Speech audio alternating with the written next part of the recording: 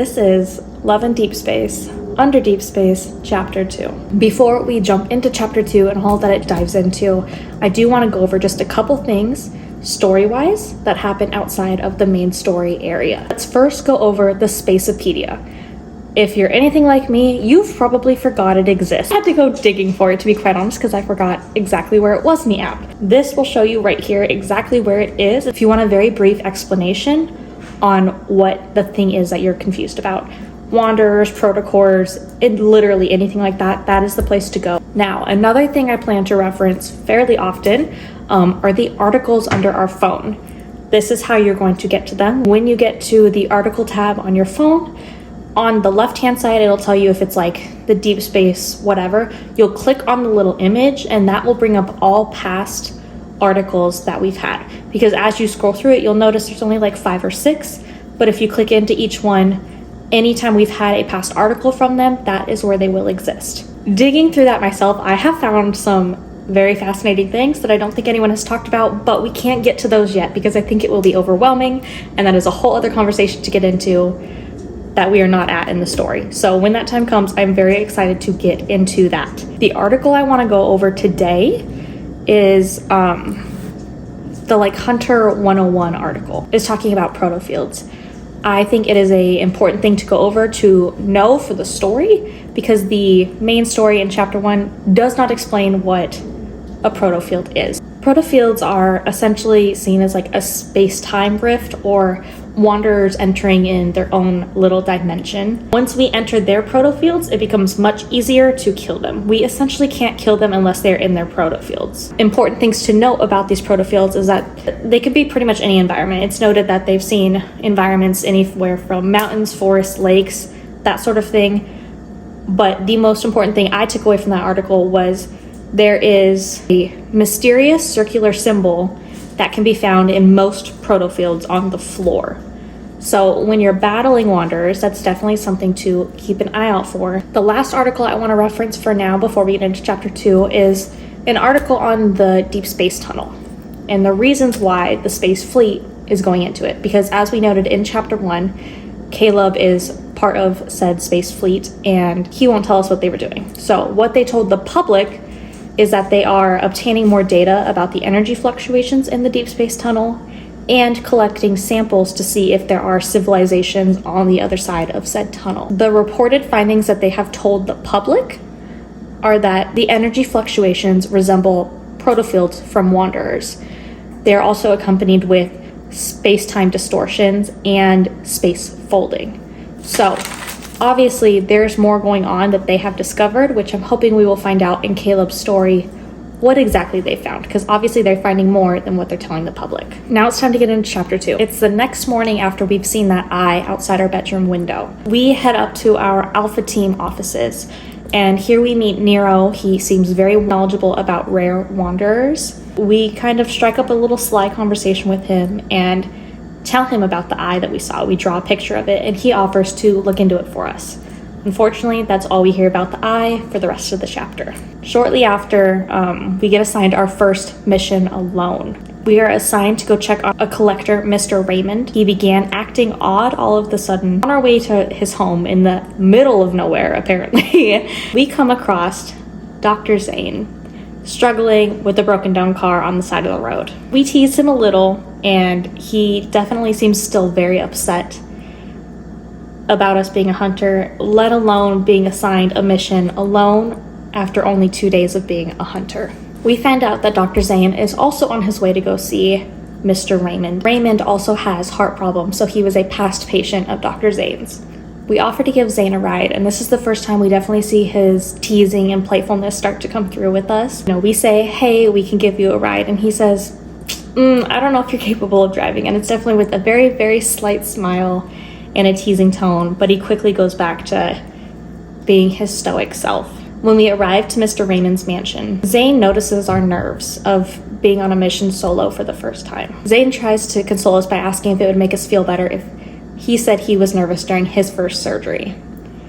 And we say yes, obviously. And he gives this very little smirky look, and he says, nope, it didn't. And it's just a nice little moment to see that he is not this cold stone face and that there is a little bit more depth to him so early on. It definitely made me smile going back knowing to where we are now.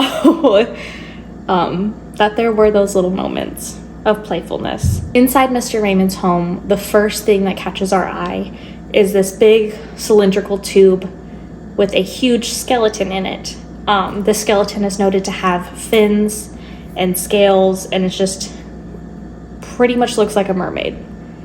That'll come into play. Zayn goes to see Raymond. We kind of sneak around the house looking for wanderers, and eventually we come up to them and kind of eavesdrop on them. As we start eavesdropping, Raymond asks Zayn if he sees him as more of a patient or a test subject. And all Zayn replies is that Raymond's age indicates that he is younger than what he actually is. As the conversation continues, Raymond tries to recruit Zayn to Xander Sciences. This is where I'm going to reference the Spacepedia in what Xander Sciences is. It is a high-end medical institution founded by Raymond. Eventually becomes owned by Ever. Now, we're not going to get into Ever yet. That is a whole other can of worms. We will get there eventually, and we can bring it back to Xander Sciences. To end the conversation, Zayn essentially states that he can't wait to watch Raymond die. So it is a very tumultuous relationship. Clearly something happened between them with Xander Sciences, Raymond, and Zayn, and whatever projects that were alluded to during their conversations that Zayn has worked on. Zayn catches us eavesdropping. He's not angry about it. We do note that he has won several awards, and Zayn states himself he never plans on joining Xander Sciences. We finally enter the collection room after our watch senses some fluctuations, and we end up fighting a wanderer. Zayn is tending to Raymond elsewhere, and an oil painting described as the brush strokes feeling alive catches our eye. And that's when we essentially start to hallucinate. The blue sea waves start to become tinged with crimson. For some reason, we're crazy, and we decide to try to resonate with it. And immediately we begin to hallucinate. We hear beautiful singing. We begin to see a girl. She is half on the shore, half submerged in the sea.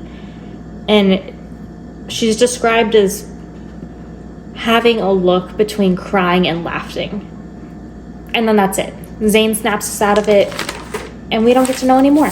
We take the painting back to HQ because obviously it is infused with something. There, Tara lets us know that a famous painter, Raphael, created the painting. She then goes on to describe Raphael and how we might know him because he's a famous painter. He's done all these crazy things. His paintings sell for extremely high prices.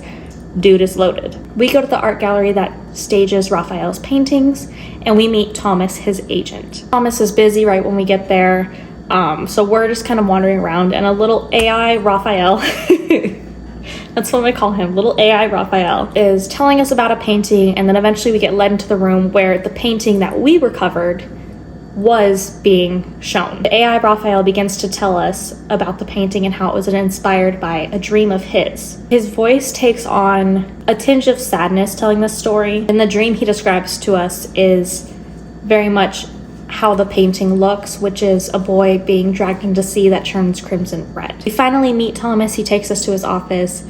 He thinks it's hilarious that we would suggest that Raphael's paintings could be making someone hallucinate. There we find Coral Stone, and he tells us we can go harass Raphael ourselves and to go find out what he's doing, because their relationship, I really love their relationship. It's very much Raph's a bully, and he's always stressing poor Thomas out. We enter Raphael's home, and I'm not gonna lie, I loved this whole section of chapter 2. I forgot how the smug little bat he is, So we start trying to ask Raphael, hey, what is this about the stone? What can you tell us about the painting? And this man just starts ranting about the most pointless things. And internally, we say, why won't he shut up? He talks too much. And then we finally interject and we're like, please tell me about this coral stone. You're wasting my time. After a little bit of back and forth, we finally give up and we're about to leave. Raphael caves and we see his evol in action for the first time. And his evil is fire. He kind of lights the coral stone on fire. And we realize that the stone does cause illusions.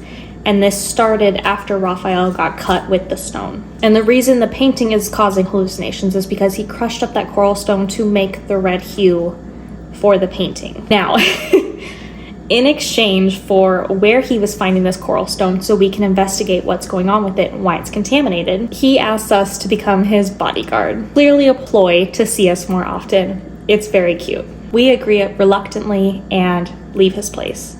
Later on that night, we're on the train. Tara reaches out to us, saying, hey, we'll figure out the coral stone, we'll test it. By the way, we found something weird at the research base the other day. Do you want to know about it? All she's able to say before we're interrupted is that they found a stele with weird symbols and patterns on it. And that's it. And then we're interrupted by a stupid wanderer before we get answers to lore. Of course. We tell the train operator to get everyone off this place. We need to deal with the wanderer. And then we cut to Xavier. Xavier's on a call with Jenna saying, hey, this is your partner's coordinates. You have a new partner. You need to go meet her. She is unique and needs to be protected.